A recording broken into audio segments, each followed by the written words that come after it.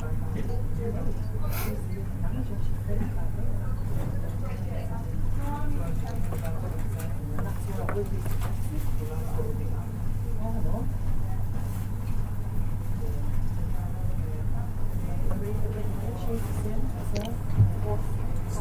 Whenever you're ready. Yeah.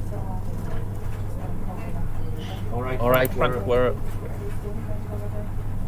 ready to go when you are. Okay, thanks, Michael. Right, good morning and welcome to North Tyneside Council's Planning Committee. My name is Councillor Frank Lott, I'm Chair of the Planning Committee. This meeting is being streamed live on the Council's YouTube channel to enable members of the press and public to observe, and I welcome anyone who's watching. Before we move on to the agenda, I'd first like to make it clear who's participating in the meeting and explain how we intend to conduct the meeting. I would like to ask everyone present to confirm their attendance at the meeting, and in order to do this, I'll now call out the names of the members of the committee. After I call your name, please turn on your microphone and camera and introduce yourself so we can be sure that you can be seen and heard. Councillor Ken Barry.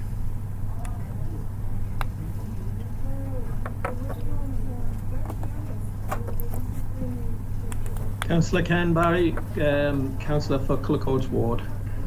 Thank you. Councillor Trish Brady. Councillor Trish Brady, Councillor for Northumberland Ward. Councillor Linda Dark.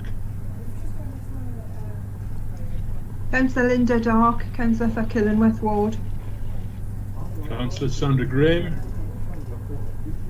Good morning, Councillor Sandra Graham for Whitley Bay Ward. Councillor Muriel Green. Councillor Muriel Green for Wheatslade Ward. Thank you. Councillor Tommy Mulvanna.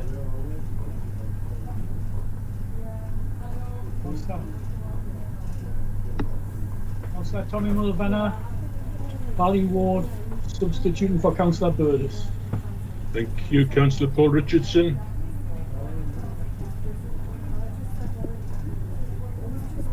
Good morning, Paul Richardson, Councillor for Monksheaton North.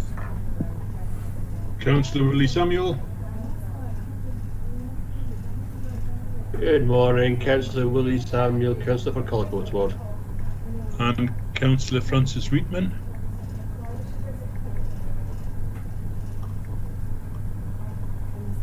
Councillor Wheatman's not attending this morning. Okay. Also present online with me are the following officers, and I'll invite them to introduce themselves. The same as for councillors, please say your name after me. Julie Lawson. Hello, Julie Lawson, one of the principal planning officers in the planning department. Aidan Dobinson Booth. Good morning, members. Aidan Dobinson Booth, principal planning officer. Maxine Ingram.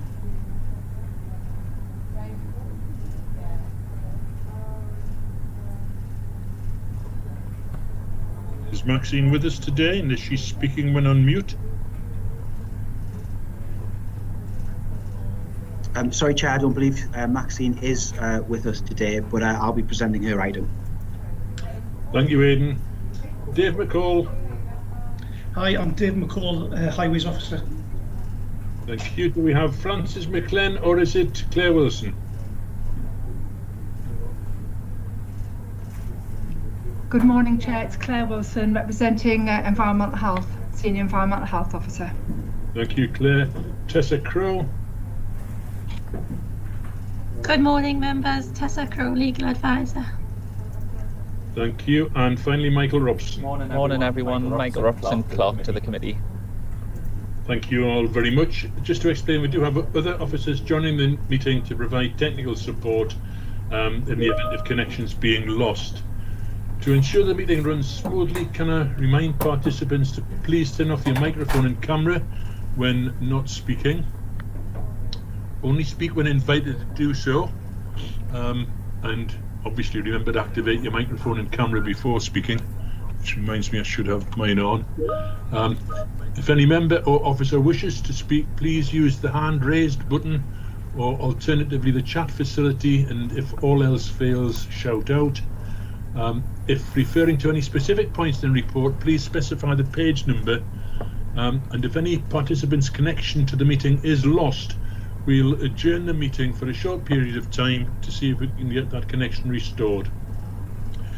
So we'll now move on to the formal agenda of the meeting. Apologies for absence have been received from Councillor Burdis and from Councillor Sterling. Are there any other apologies? Not that I'm aware of, Chair. Okay, thank you. And we are aware under item 2 we've got Councillor Mulvenna, who has been appointed to substitute for Councillor Brian Burdis. No other substitutes? Okay, thank you. Item 3, can I invite any members who have sorry, Councillor Brady, your hand's raised. Just in relation to this item, Chair, I have an interest in item number 7, which is in my ward, and I have received representations from residents, but I do retain an open mind about the application.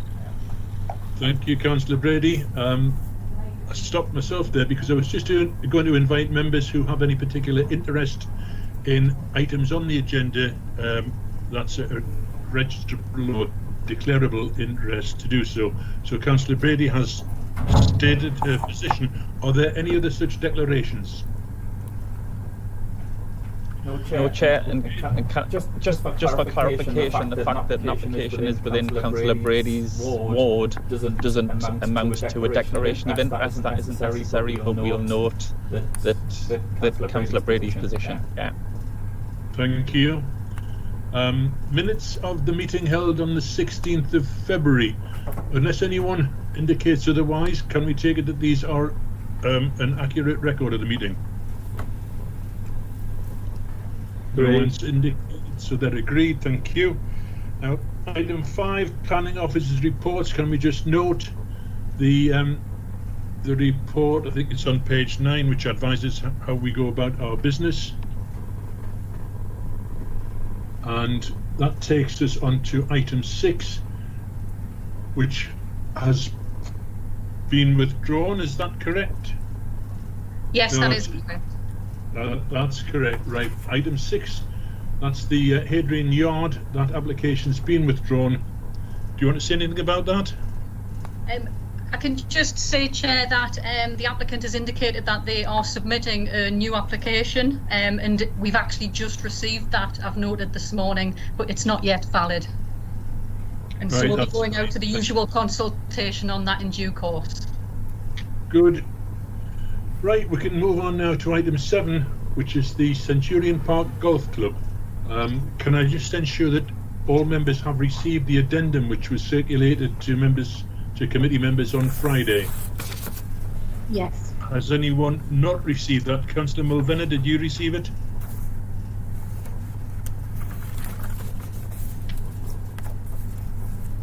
Yes, I've got it. Fine, thank you.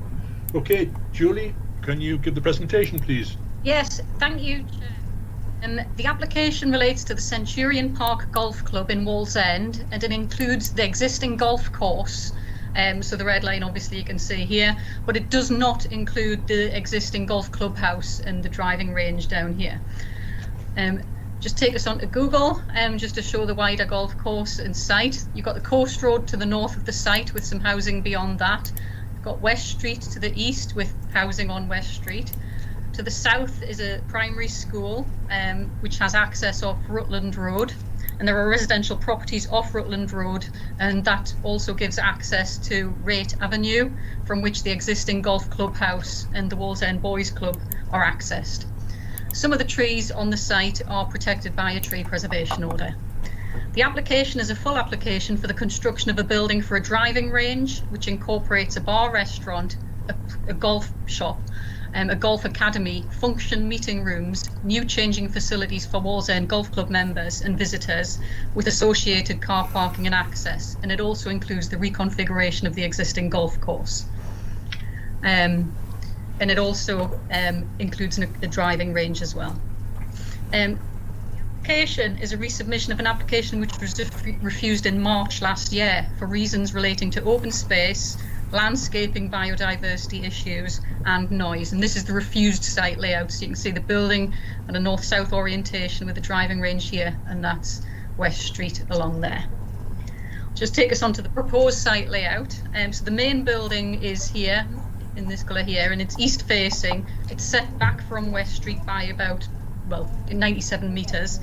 The building includes 54 driving range bays over 2 floors, a golf club area, bar, restaurant, function rooms and a golf shop. One vehicular access is proposed, which is here off West Street, and the car park is to the east of the main building. And the proposal includes the reconfiguration of the golf course as well, and this is the driving range here.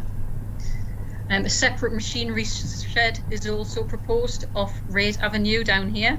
And I'll just take us through some of the plans, and I'll come back to these throughout my presentation. So that's just a bit more detail on the building here, east facing. There's the vehicular access, there's pedestrian access as well off West Street, car parking area, main building with the driving range here, running parallel to the coast road. At some elevations, and again, I'll show these later. That's just the floor plan with golf club area, the driving range bays, which are west facing at the back, and bar restaurant area as well, and that's a first floor, again, first floor driving range bays there as well. I'll come back onto some of them other slides in a bit. The agenda includes details to the background to the development, and the applicant has set out the key benefits of the proposed development, and they're summarised in the agenda. The representations are also set out in the agenda, and we've had a couple more since the addendum as well. So in total, we've had 54 letters of support and 50 letters of objection.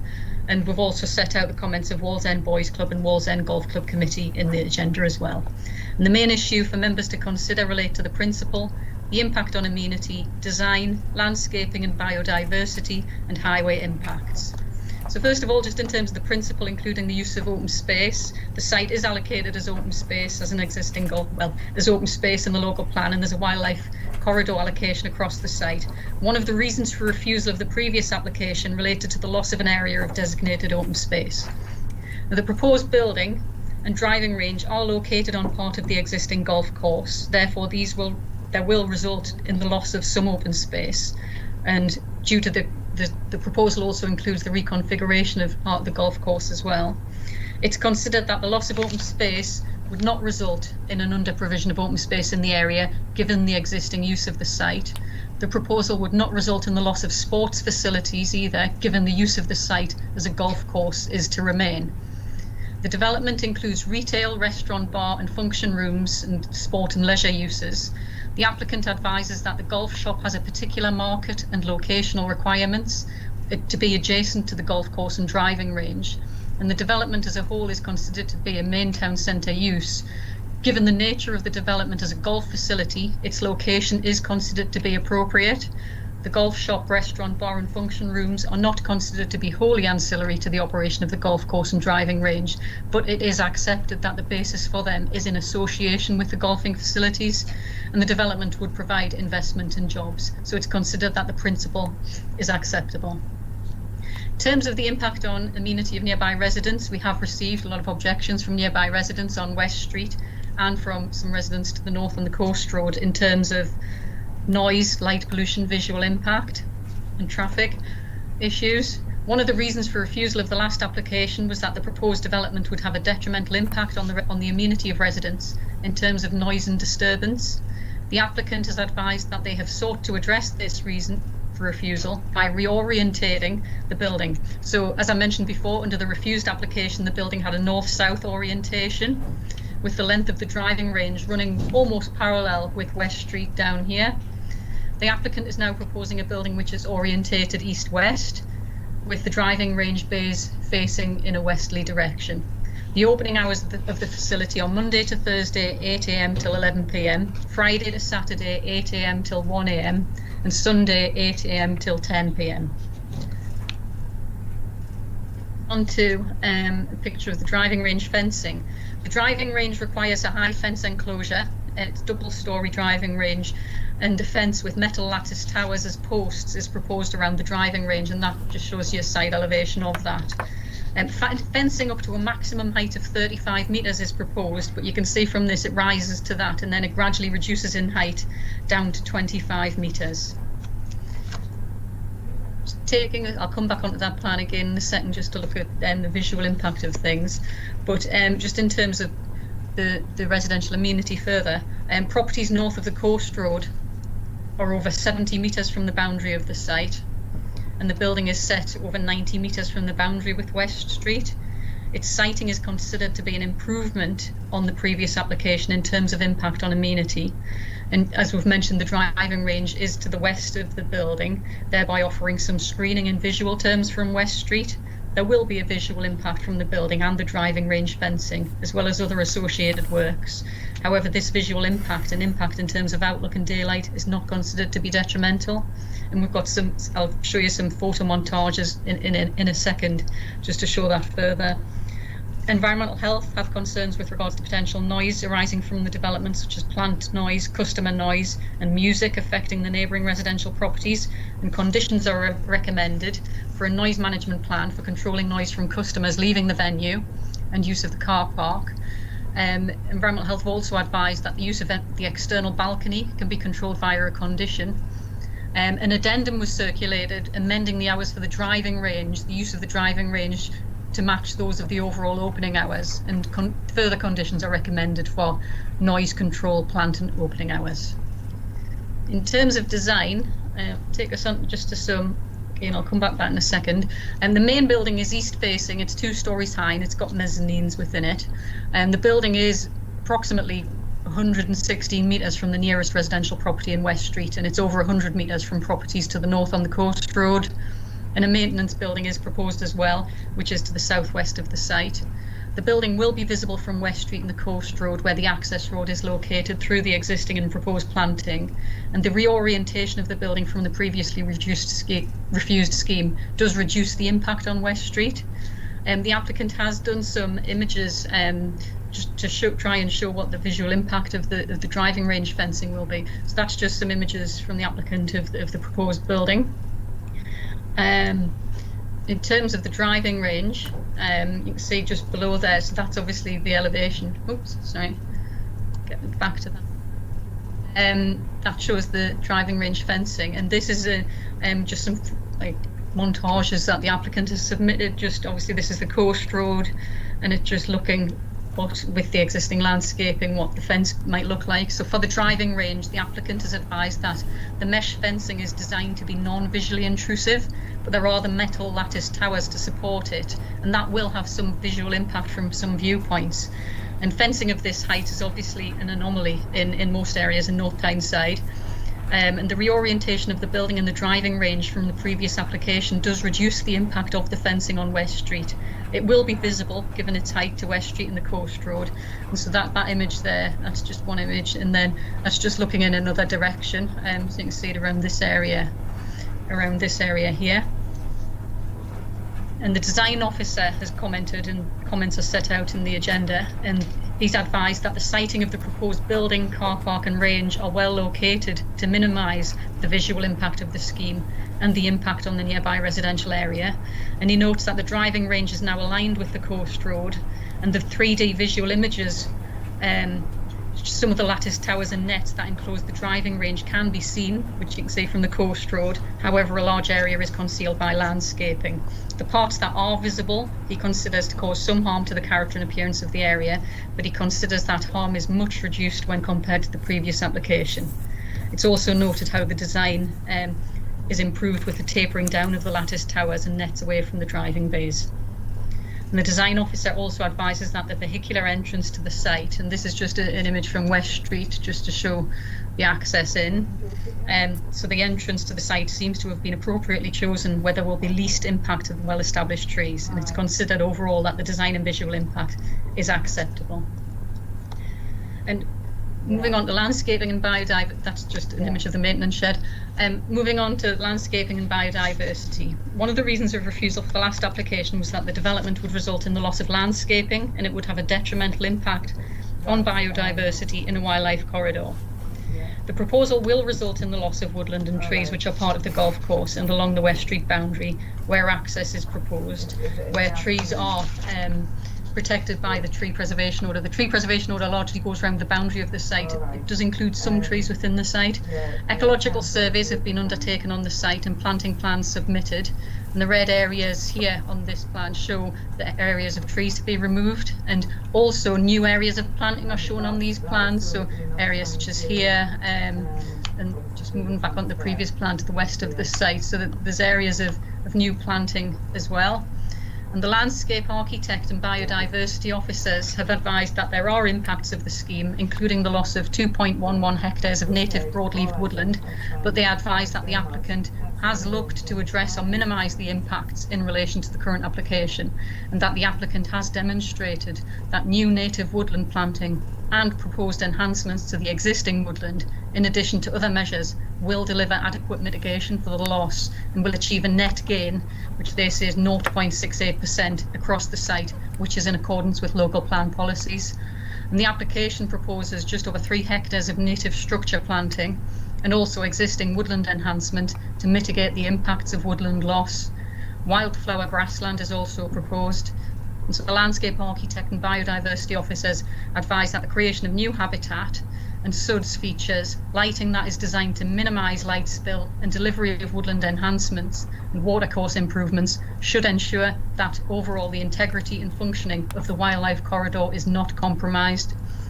And the applicant, at the officer's request, has submitted a biodiversity net gain report to demonstrate that the mitigation measures submitted address habitat loss and they'll adequately mitigate and provide net gains. And the landscape architect and biodiversity officers advise that this will result in a net gain of 0.69% in habitat units and 10% net gain in hedgerow units, which demonstrates that the mitigation being provided is in accordance with council policy. They've recommended a series of planning conditions in order to ensure that the scheme can be delivered with minimal harm to the landscape and wildlife and ensure long-term biodiversity benefits. And to that end, the applicant has agreed to a 30-year ecological management and monitoring plan for the long-term management and monitoring of landscaping and wildlife habitats and species within the application site, and this can be conditioned. The officer advised that subject to all these conditions as set out, the proposed development is acceptable in terms of biodiversity and landscaping. Just taking us on to highways issues, take us back onto this layout here. We have had objections which refer to the increase in traffic as a result of the proposal.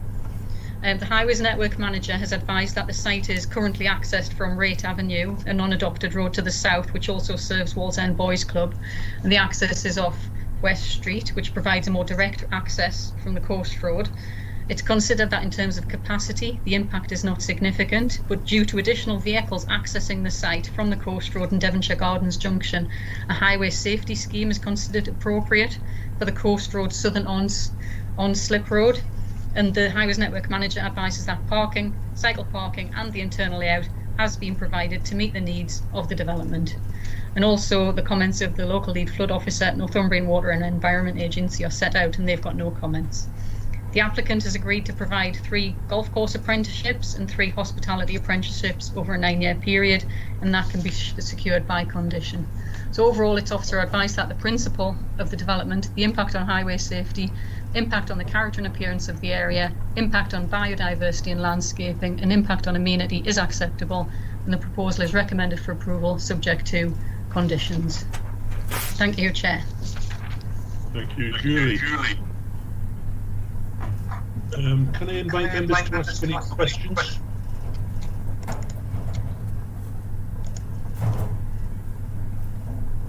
It appears that Councillor Mulvaney.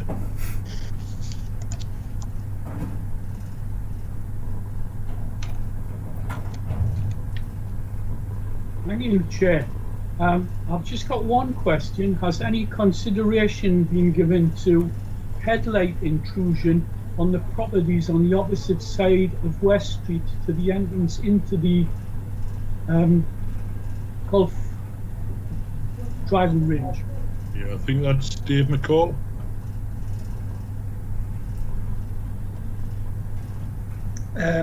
Thank you, Chair. It's not something we'd normally look at, to be honest. I mean, we look at highway safety, accident records, road capacities and things like that. But light intrusion, it's more like of a nuisance thing. It's not something I would really be able to comment on. Okay, thank you, Councillor Richardson. Thank you, Chair. Just a couple of thoughts on the traffic and access generally. Just occurs to me, if I was approaching that junction on the coast road from Newcastle, so from the west, presumably there's no direct access. I have to go round and turn around somewhere to the next roundabout. If you were travelling east from the coast, east down the coast road, you'd go off the Station Road roundabout, go almost all the way around, and then on to West Avenue, is it?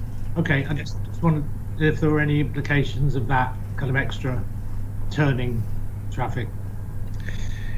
No, I mean, I think you're certainly going to introduce more vehicles to the north of Wallsend, where the coast road is, because the very nature where the access is. But the bonus is you're taking a lot of vehicles off the residential area, which I think it's West Street that goes on to, or is it Western Avenue that goes on to Wright Avenue? So there's going to be winners and there's going to be losers. Obviously, if you live near the new access, you would object. I think anyone would, but the new access is in with current guidelines in terms of width, capacity, radii, and things like that. So it's just a standard access. Okay, thank you. And it's got to be a question on the. I know it's in a number of the objections. Are we absolutely sure that the coast road is out of range of golf balls? I could probably ask that one as well. It's an unusual question, and it's a question I asked myself. I spoke to John Wyatt, the agent, about this, because I had a feeling it would come up as a question, and it might have done last time actually. So they've modelled this with golf pros and swings and arcs, and I mean, I'm not a golfer to be honest, but they've looked at every eventuality, and I think that this fence certainly has a factor of safety built in, and it's been tested and it has been deemed safe for the purposes of this course. Okay, Councillor Samuel.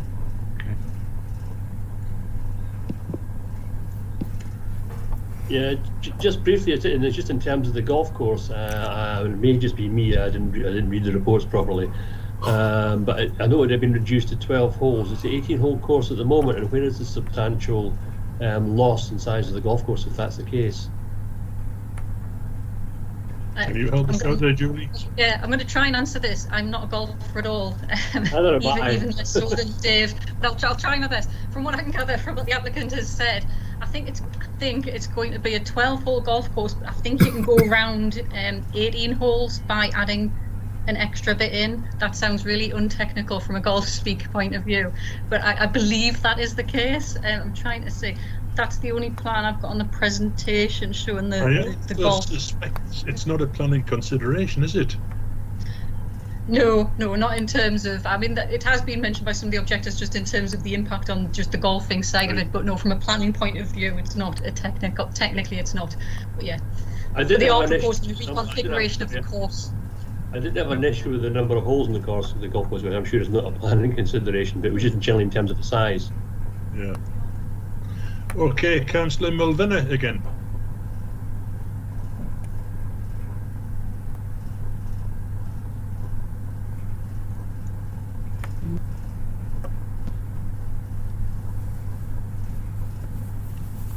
Councillor Mulvina, if you're speaking, you're on mute.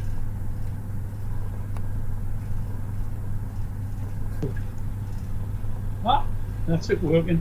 I was just going back to the light intrusion from vehicles. Was there any consideration given to entering it from the end of Devonshire Gardens? And also on the golf course, I think that answer was, as a golfer, is very negative, to be honest, because what will happen is you will actually start to use other holes where there'll already be people blocked up and it'll just cause rows, right? But my main thing is Devonshire Gardens, the end of Devonshire Gardens, access from there.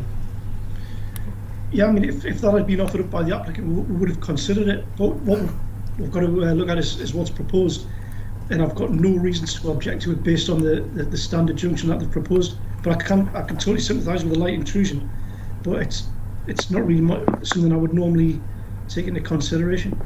Can I just come in there as well? Just I think in terms of what's proposed, I think the applicant has chosen this as an access. One of the reasons is because of the to try and minimise tree loss as a result of the access point.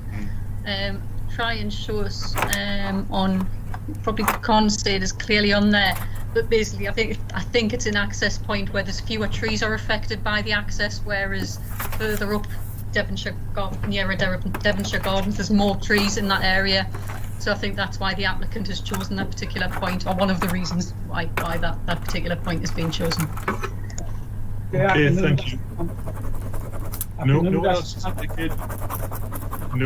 has indicated that they wish to ask a question. Can I invite observations from members of the committee, please? Comment. No. Councillor, your hand is up, or is it still up? It's still up. I would just like to say that this area where this driving range is, if you go back 50 years, you would find that it was actually a brownfield site, because there was a big farmhouse and barns and all that sort of thing there. Used to call the guy Farmer Long, who owned the site. So it is actually a brownfield site in the past. That's all I would like to say, thanks. Thank you. Councillor Graham. Thank you, Chair.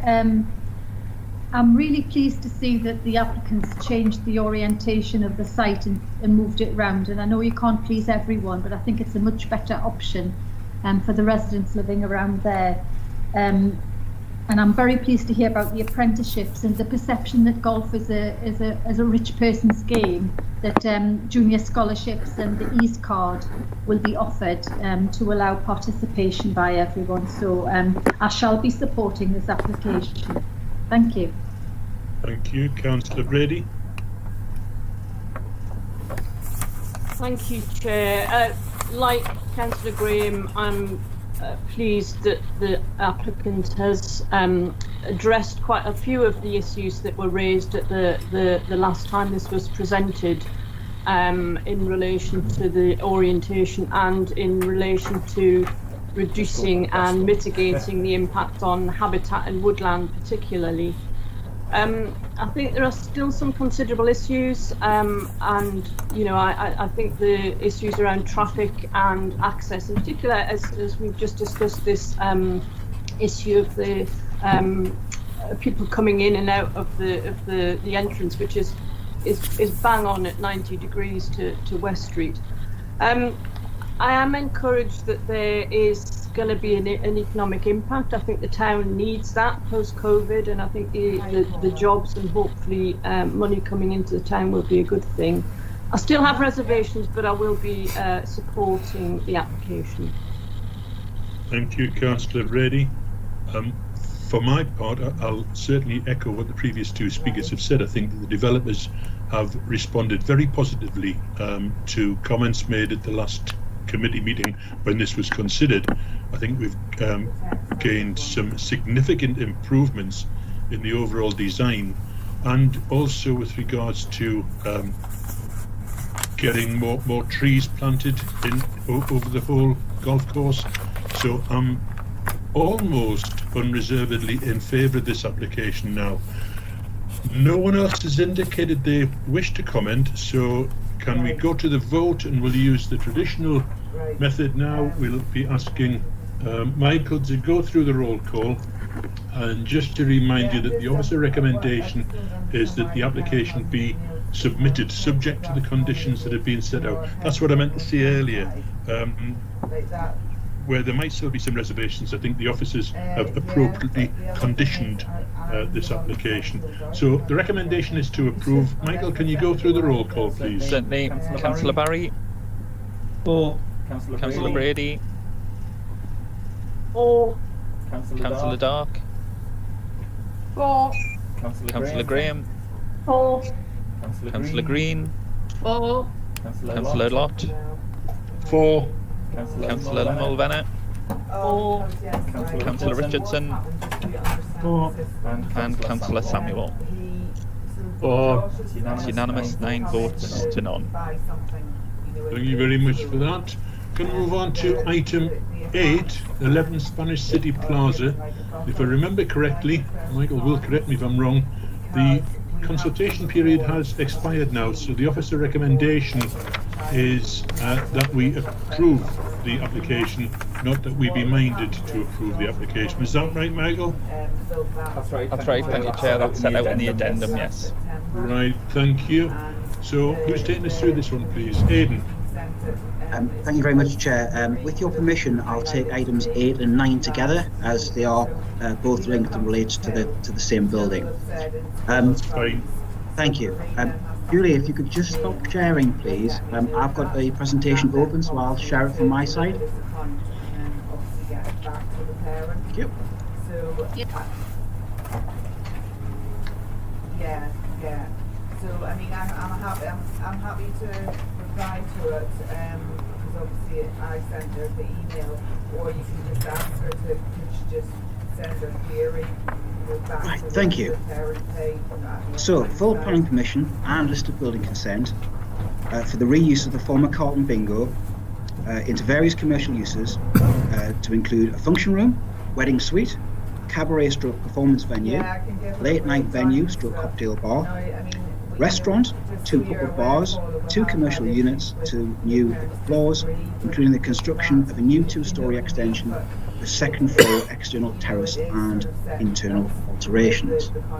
So this is the site outlined in red. It's not shown very well on there, but you can see it better from the aerial photograph here. And this is the building in question here, the former Carlton Bingo site, the large red brick building there. Okay, I'll just take you through the floor plans and I'll leave it on one of the elevations whilst I talk through. Okay, so there's been 1 objection and 1 comment in support. Details of these are set out in Appendix 1, which is on page 146, your agenda papers. Ward Councillor O'Shea also supports the proposal. An addendum was circulated last week, page 9 of your addenda pack, to confirm that a Section 106 legal agreement between the applicant and council securing some £3,775 towards coastal mitigation has been signed. The site itself is part of the Spanish City and is within the town centre. It would bring an existing vacant building back into active leisure use in a sustainable location in accordance with the advice in National Planning Policy Framework and also the relevant local plan policy. The officers consider it acceptable in principle. Members need to consider whether the proposal would adversely impact on the amenity of nearby residents, whether the development would have an acceptable impact on the character of the area and the significance of the Grade 2 listed building. Other matters to consider are ecology and also the impact on the highway network. It's officer advice that the proposed development is acceptable in all of these respects. In conclusion, therefore, it's recommended that planning permission and listed building consent are both granted, subject to conditions. Thank you, Chair. Thank you very much for that. Can I invite any questions? Councillor Graham, your hand is up. All right. Okay then.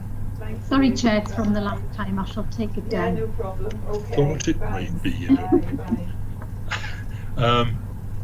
No one else has indicated they have any questions, so can we move on to comments, please? Councillor Graham.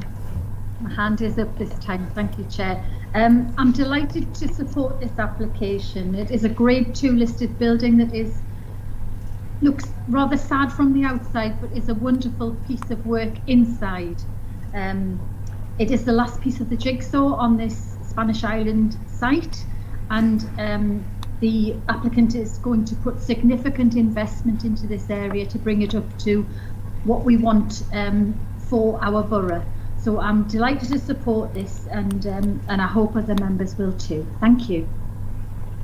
Thank you for that, Councillor Samuel. Yes, likewise. I think Councillor Graham has probably said it all, to be honest. But I think this is this development that certainly commends itself to me as an admirable asset to the area. I think part of the general regeneration, hopefully the uplift of Whitley Bay, and I hope it can be seen in that way. Thank you very much for that. For my part, I'm looking forward to going back to see the artifacts that they are intending to retain, because they're even older than me. So I'll be supporting this application. Councillor Green? Yes, thank you very much. I very much support this. This is a venue which is for the whole of the borough and the whole of the area. It's very often thought that, you know, the coast is just really for the people around in the Whitley Bay, Tynemouth, Cullercoats area. But there are many people from the whole of the borough who actually do use this facility, and I think once it gets going, the uniqueness of the interior of the building really can't be matched in many ways, and there's a whole history to it. But I do hope that it's recognised by everybody in the whole borough, that it is for the whole borough and not just about the people from Whitley Bay and Cullercoats and the coastal area, because that's often the concept that is given when things actually happen at the coast. So recognise people in Wheatslade want it as well. Thank you. Councillor Ken Barry. Just that I shall be supporting this because I agree with Councillor Samuels. It's an improvement of that area, and really it will attract a lot of people into it.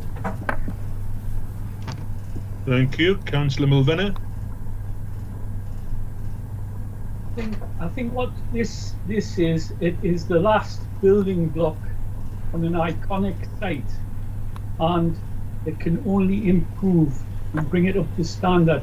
It's already recognised throughout the country, and I think this will just add to it, and I will be supporting. Thank you very much for that. I think we've got a consensus developing here. So, Michael, can we go to the vote, please? And the recommendation is now that the application be permitted. Yes, Chair. Just to confirm, this is in relation to item 8, the full planning application, and then we'll deal with the listed building consent. Thank you. Yes. Yeah. So, Councillor Barry. For. Councillor Brady. For. Councillor Dark. For. Councillor Graham. For. Councillor Green. For. Councillor Lott. For. Councillor Mulvenna. For. Councillor Richardson. For. Councillor Samuel. For. Unanimous with 9 votes again, Chair. Thank you. And proceed to the next one straight away, please. The listed building consent. Thank you. Councillor Barry. For. Councillor Brady. For. Councillor Dark. For. Councillor Graham. For. Councillor Green. For. Councillor Lott. For. Councillor Mulvenna. For. Councillor Richardson. For. And Councillor Samuel. For. Again with 9 votes for, unanimous, Chair. Thanks for that. We can now move on to item 10, which is it's a reserved matters, Howden Green Industrial Estate. So, Aidan, back to you again. It's me this time, Chair. But I'll just check with Aidan. Sorry, I know we're swapping around. Just before you start, can I ask people to take their hands down? Councillor Samuel and Councillor Green, your hands are still up. Okay, Julie, proceed, please. Sorry. Thank you. Hopefully you can see this this presentation. The site relates to a vacant industrial estate allocated for housing in the local plan. The levels across the site rise to the north, and the site is accessed by a Norman Terrace, which is to the south, and the site is surrounded by mature planting, so you can see that here. So this is the site here. There's one hand still up. And you can see the mature planting around the edge of the site. To the south and west of the site is housing, and you've got the A19 over to the east beyond some open space, and there's park area to the north. Taking a couple of street views just to show the levels on the site and just the site generally. This is just near the access from Norman Terrace, and that's just another angled view of it, just looking towards the site over here. The background is in 2017, outline planning permission was granted for 83 dwellings on the site. And this application is for the approval of the matters reserved under a condition of that outline permission. And a total of 83 3- and 4-bed dwellings are proposed, which includes 10 affordable units. And 3 objections have been received, which are set out in the agenda papers. And the principle of 83 dwellings on this site has been established under the outline consent already, and the site is allocated for housing. So the main issue for members to consider relate to the layout, scale, appearance and landscaping, and whether they are acceptable. In terms of the layout, the overall layout is similar to the indicative layout submitted as part of the outline application. The development is designed around a primary access route, which leads into 2 cul-de-sacs. It's a mixture of 2- and 2.5-story terraced, semi-detached and detached dwellings. The topography of the site comprises of 2 flat areas and dissected by that rise in the centre that I just showed you on that photograph just before. And to accommodate the difference in the land levels, the development includes a retaining structure between some of the properties, so between the rear gardens of some of the properties. And the development retains a belt of mature trees around the site as well, and it includes some additional tree planting. And the applicant has amended the layout to reduce the concentration of some of the parking spaces to the fronts of certain properties, and has introduced areas of planting to help break up some of the areas of hard surfacing. That's in response to the design officer's comments. And it's officer opinion that the parking layout and the distribution of the 2.5-story units is acceptable. And on this plan, the darker shade is the 2.5-story ones, and that one's the 2-story properties. In terms of separation distances, there's adequate separation between dwellings on the site, and the dwellings meet the space standards. In terms of separation distance between the development and existing residential properties, they're considered to be acceptable. The proposed dwelling on plot 1, which is this one here, it's approximately 13 metres to the north of some existing housing on Norman Terrace, and the southern gable elevation of that property just there does contain some ground and first floor windows, some of which serve habitable rooms. An addendum was circulated on Friday which states that the applicant doesn't want obscure glazing to the side first floor window for design reasons. And the separation distances of 13 metres, it does match some separation distances between property frontages in the area. Therefore, we consider that to be acceptable. Conditions are recommended to protect amenity in line with comments from Environmental Health. In terms of the access, which is here, sorry, just going on. That was agreed at the outline stage. Single point of access from Norman Terrace, and the Highway Network Manager has recommended conditional approval. I'll just take us to here because it shows it a bit better. The surface water attenuation will be provided via a sustainable drainage storage pond in the southeast corner of the site, and via the existing surface water drainage network. And the local lead flood authority has no objections. Just taking us back just to some of the elevations there. The development is predominantly 2-story. Some of the units do provide some accommodation over 3 floors by including roof lights. The height of the development is considered to be in keeping with the existing housing to the south and west, and the design is considered to be acceptable. Taking us back onto the landscape plan, the ecology issues associated with the development of this land for housing, they were assessed as part of the outline application that was approved. It is proposed to remove certain trees on this site, and the level of tree loss is similar to that shown on the indicative plans under the outline application. And the proposed layout retains the majority of mature trees around the site boundary, so you can see that all around here. And the layout and additional planting is proposed as well in these areas to mitigate for the trees that would be lost. There are 3 key areas of replanting proposed, and the landscape architect and biodiversity officer consider that this is sufficient to mitigate the loss of trees, and it's an opportunity as well to improve the quality of the existing tree groups as well. So in conclusion, the principle's already been established by the outline consent, so this application just relates to the details still to be approved, and officer advice is that the layout, scale, appearance and landscaping are acceptable, and conditional approval is recommended. Thank you. Thank you. Councillor Barry. Sorry, this is questions, so Councillor Barry. I have 2 questions. On page 169, 2.2, it says the site has been subject to landfill in the past. Do we know what was actually put in there? There's nothing toxic being put in there. I will just go on to the relevant page, just bear with me. I'm not aware off the top of my head what was put there in the past. Sorry, which page was that on the agenda? 169, 6.2. Thank you.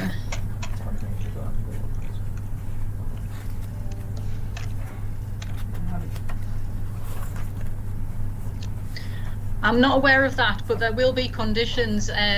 Some of the conditions that are proposed obviously relate to the reserve matters, but because this is a reserve matters of an outline application, there's also conditions proposed on the outline consent, agreed already on the outline consent, and so there will be a lot of conditions that we haven't needed to repeat here that the applicant will need to comply with, and I'm just checking down those. There are conditions relating to just certain things like gas protection measures across the site as part of that. Can I bring Claire Wilson in, who might be able to shed some light on this? Thank you.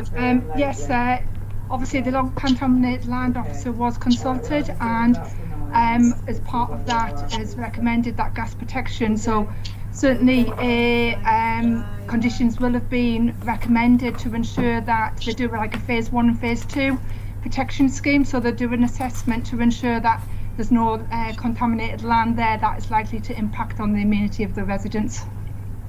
Yeah, and those conditions are recommended as part of the current reserve matters as well. So there's some conditions applicable on the outline consent which will need to be complied with, and there's also some more on the reserve matters as well. Thank you. Councillor Brady? I'd also picked up that on relation to the landfill, but I'd also like to ask a question in relation to the comments from Northumbria Police on page 200 in relation to footpaths, paragraph 2.25. A recommendation to make sure that the footpaths are wide enough to allow people to pass using buggies and wheelchairs.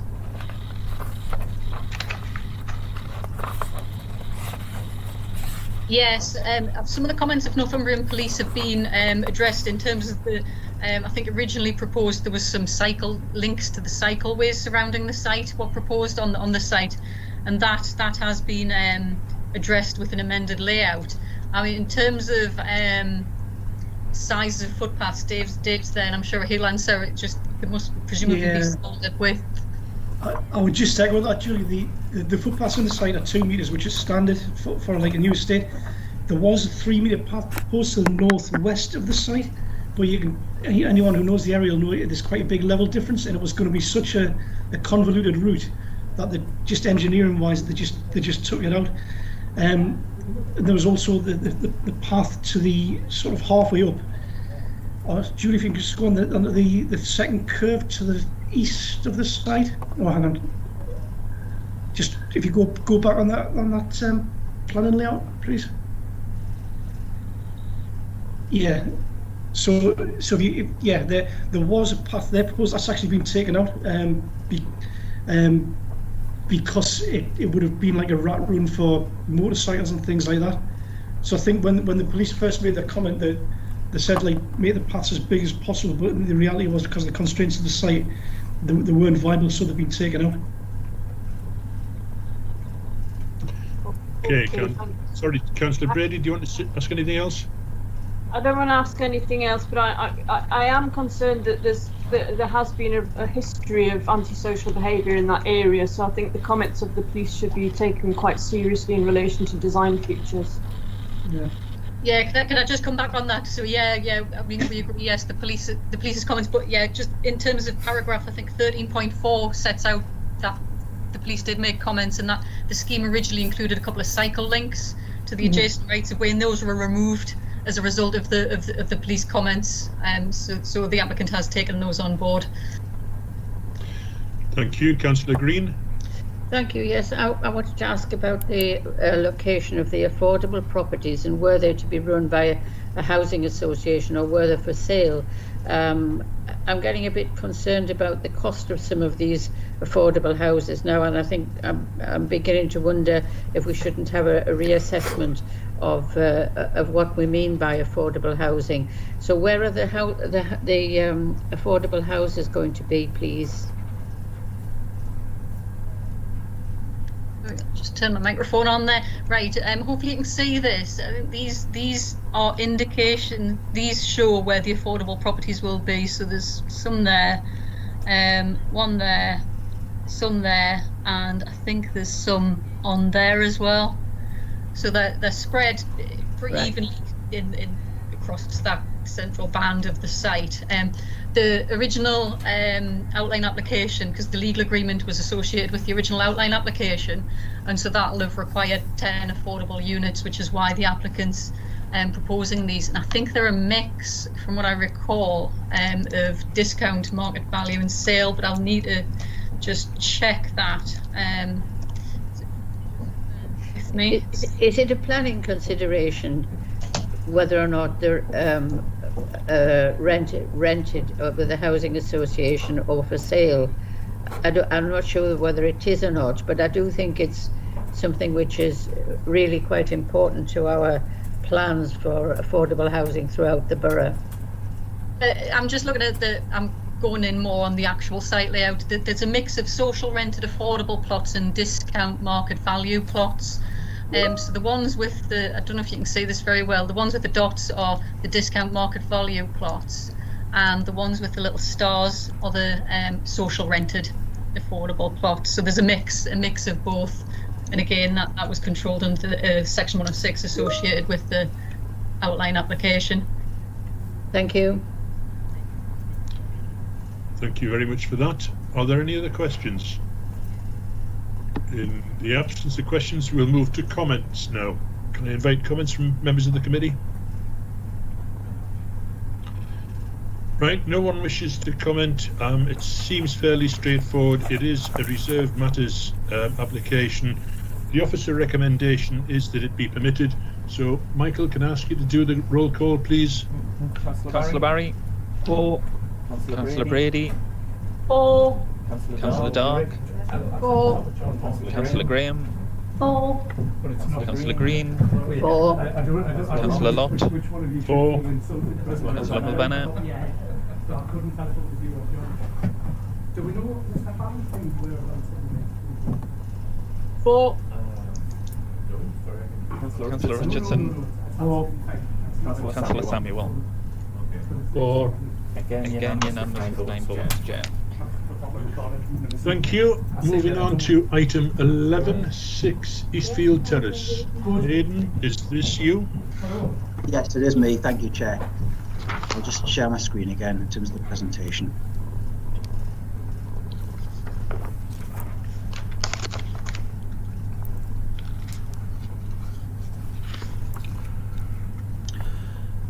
Right, thank you, Chair.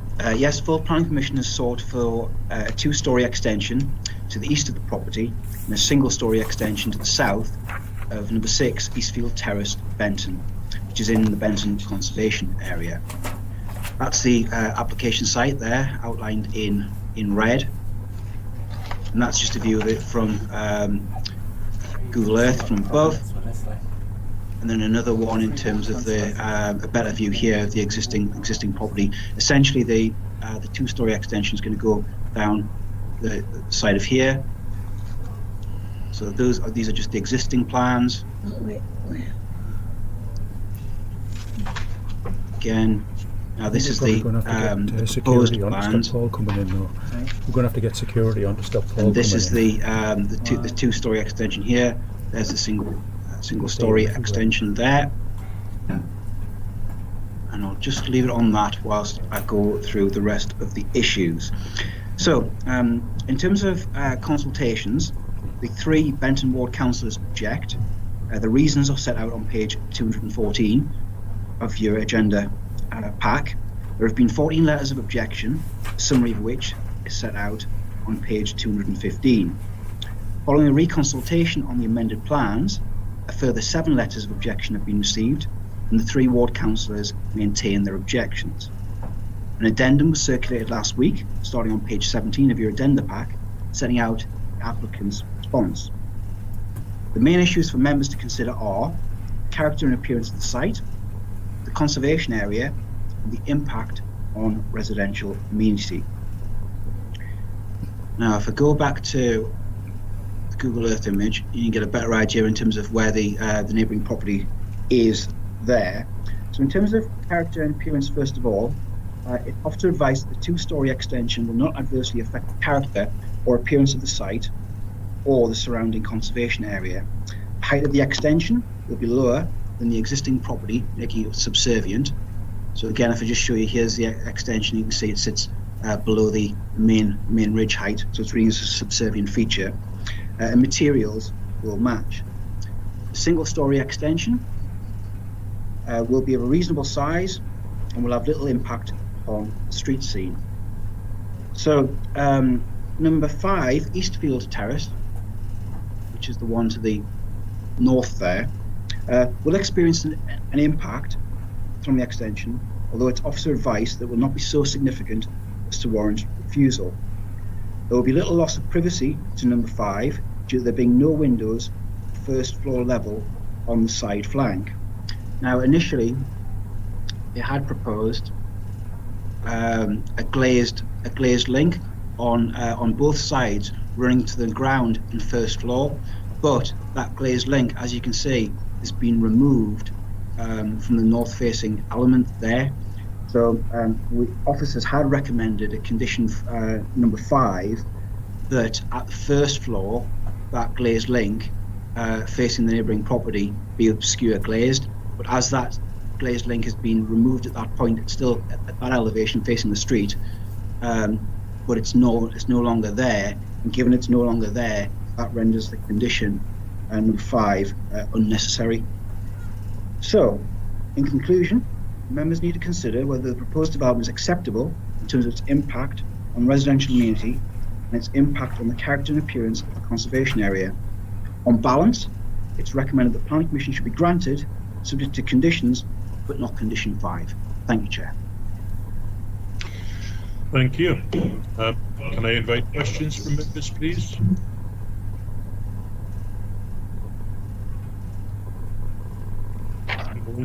No one's indicating that they have questions, so can we move on to comments? No comments, so we'll move straight to the vote. The officer recommendation is that this application be approved. Michael, can you take the roll call, please? Yep. Councillor Barry. For. Councillor Brady. For. Councillor Dark. For. Councillor Graham. For. Councillor Green. For. Councillor Lott. For. Councillor Mulvanna. For. Councillor Richardson. For. Councillor Samuel. For. 9 votes for and unanimously agreed. Thank you very much for that. We now need to move the appropriate resolution because the next item is on pink paper. Could someone please move it? I'll move that resolution, please, Chair. Thank you. Is that agreed? Agreed. Thank you. Can I now ask therefore for the